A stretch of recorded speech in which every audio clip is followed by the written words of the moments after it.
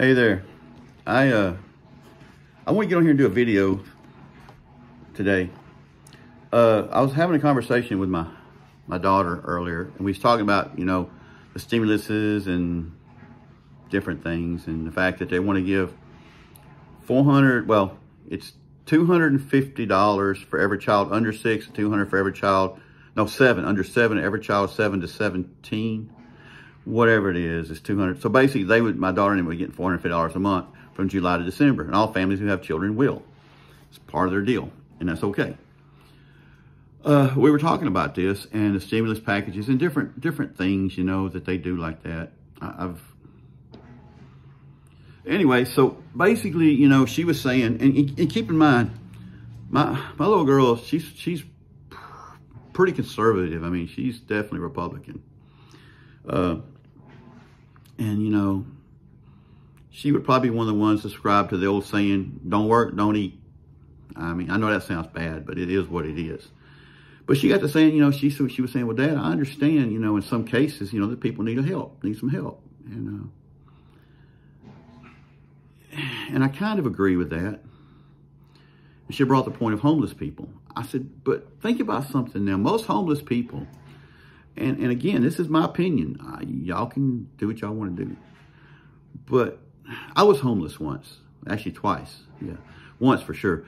And my homelessness was a choice. I made a bad choice, and I ended up that way. I would say most of those are bad choices when they end up that way. But it's not. There's a difference between homeless and hopeless. Okay, there's a difference. Because there's missions everywhere. There's places people can go. And here's the thing. A few years ago, there was a big stink, man. It was awesome. Somebody in politics made a remark, compared the sign you see in the state parks, don't feed the animals, in relation to this same conversation. That if you feed like a wild animal, and I ain't calling people wild animals, please don't do this. Just let it go. Let's listen to what I got to say for just a minute. It'll work out for you. Take a bear out in Yellowstone Park. If you throw that bear food every day, here's what happens. The bear comes there looking for food. He don't go out hunting anymore. And yeah, he'll forget how to hunt. But what'll happen is he'll start relating food to humans. So what do you think he's gonna hunt? I'm just saying. It's the same thing, man. You know, it's okay. It's okay. A safety net is okay. It's okay to help somebody over a bump. So we were talking, and she knows my story, you know. So I'm going to tell y'all some of my story. When I got out of the military, I was kind of jacked up. There's a lot of people I want to get out. Had a lot of angst, you know. Whole lot of don't give a. So I ended up in that situation. Now, you know, I can sit here and tell you that the economy was bad when I got out. Thank you, Mr. Carter.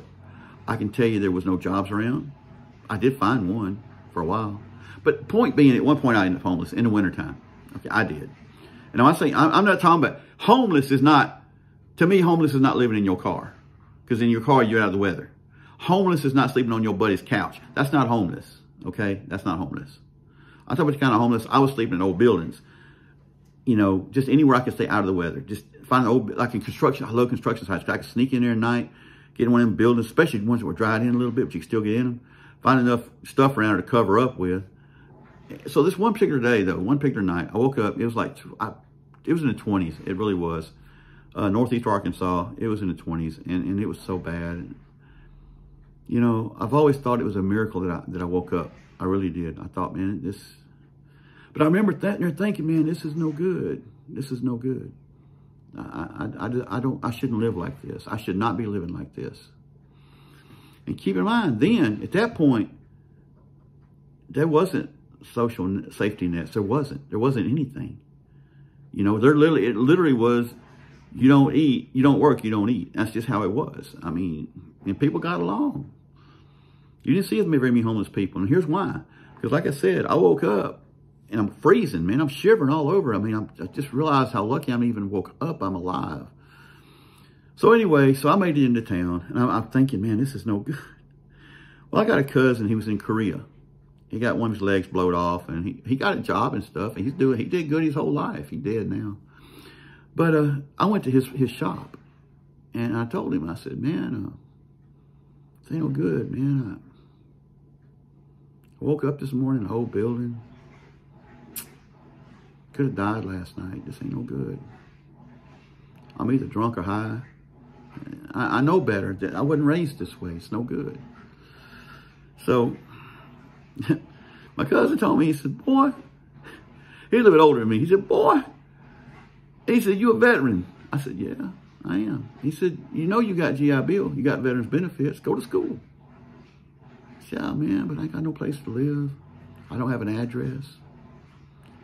He said, do you want to go to school? I said, I'd like to. He said, well, then you got an address. You can live at my house, but you're going to have to sleep on a pallet on the living room floor. I'm sorry, it's the best I can do. He said, I'm going to charge you for it. I think it was like $25 a week or something. That was a long time ago, though, people. That was like in 76, 77 range type thing.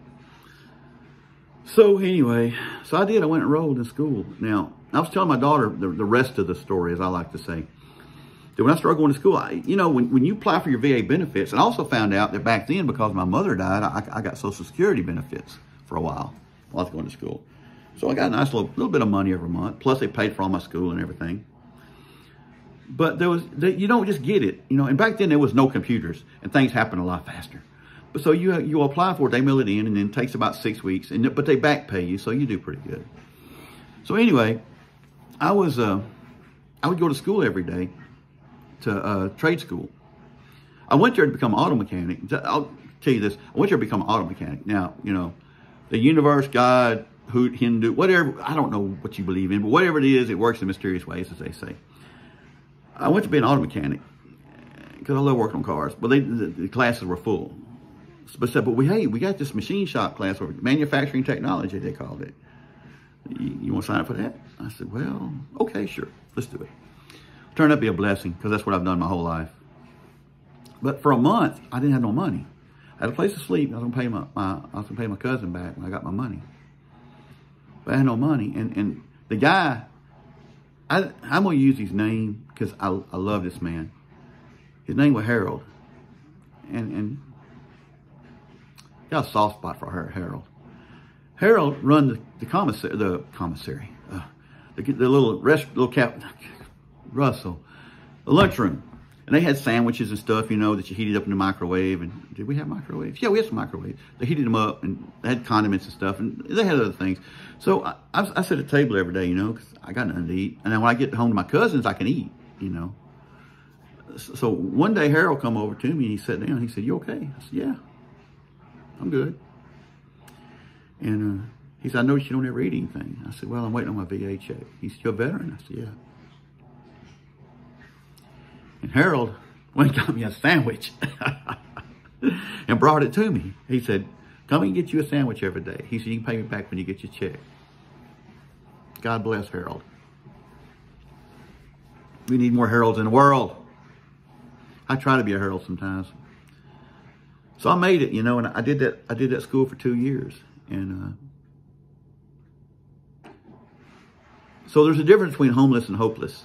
It's a difference. You know, if you got your homeless and you're hopeless too, nah, not gonna be good. And I don't think throwing money at that is the right thing. I'm not sure. I don't know. I just know that where I come from, if you made a decision to be homeless, you was homeless, and the cavalry wasn't coming for you. You know, the Democrats weren't going to come out there with checks. Here's your stimulus check, and here's your this check, and they wasn't going to do that, not back then.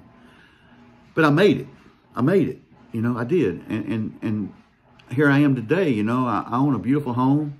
One of these days I'll walk in and show you this. Well, this house won't be mine much longer. I'm fixing to give it to my little girl and her husband. I'm in the process of buying me another house. But that's my point. Is I'm fixing to buy a second house. I have a heck of a job. Ooh, I got a good job. So you know what I'm saying?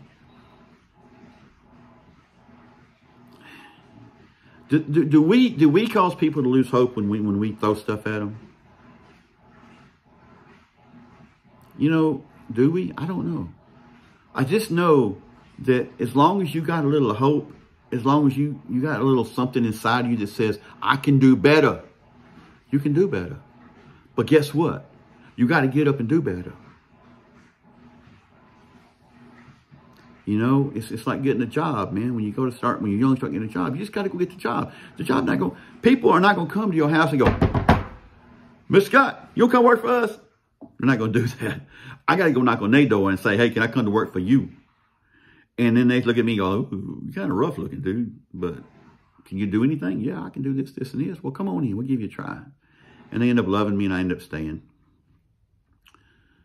But I wanted to throw this out there because I had this conversation with my daughter earlier and it got me thinking about it. You know, that at that point in my life, it was my lowest point in my life. And I had a choice, man. I had a choice. Just keep living that way or do something about it. You know, yeah, I had a cousin downtown, but all he did was give me some advice and the floor to sleep on. I slept on the floor. I ate a sandwich every day. God bless you, Harold. God bless you. If you're still around.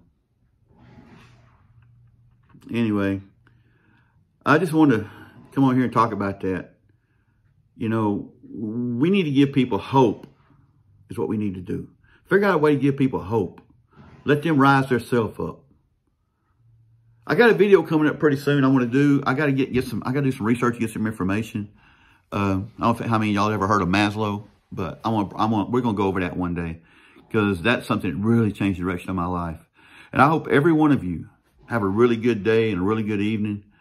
I might go fix me something to eat. I live in this big old house by myself, and so sometimes I lose track of what I'm doing. Like, so hasta la vista, baby.